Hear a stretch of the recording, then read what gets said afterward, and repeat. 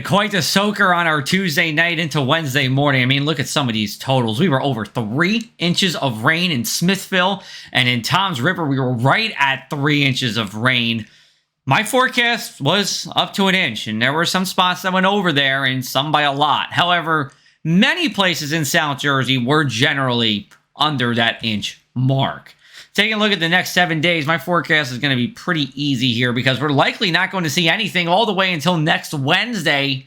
The only thing I see here is perhaps a shower, maybe with a few snowflakes on Friday evening, but I'm not even putting that in my forecast right now. Now, I said snowflakes, and that's because we're getting cold, and we're staying cold here. One cold front passed on Wednesday. Another cold front will pass on Friday, and that's going to bring in some additional cold air and really refresh that chilly air. The core of it comes on Sunday when highs barely get to 40, and then Monday's our last real chilly day before we moderate as we get closer to Thanksgiving.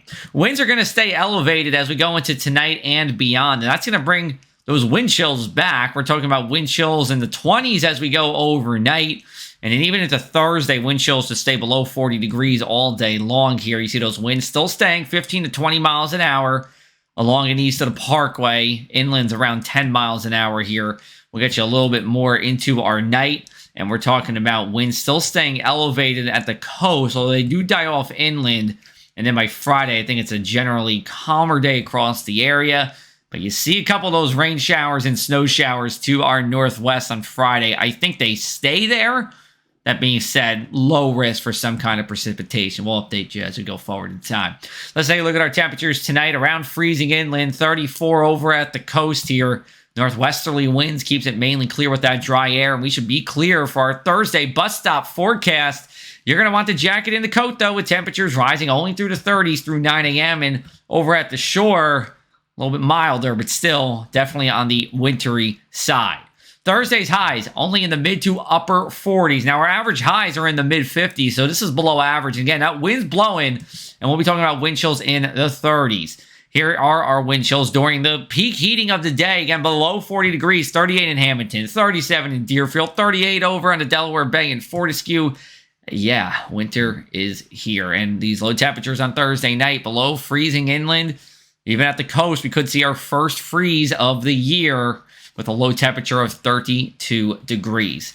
Here's a look at our inland 7-day forecast. Like I said, not much warm air relief until the middle part of next week when we get closer to Thanksgiving. Otherwise, this 7-day forecast could fit right in January here.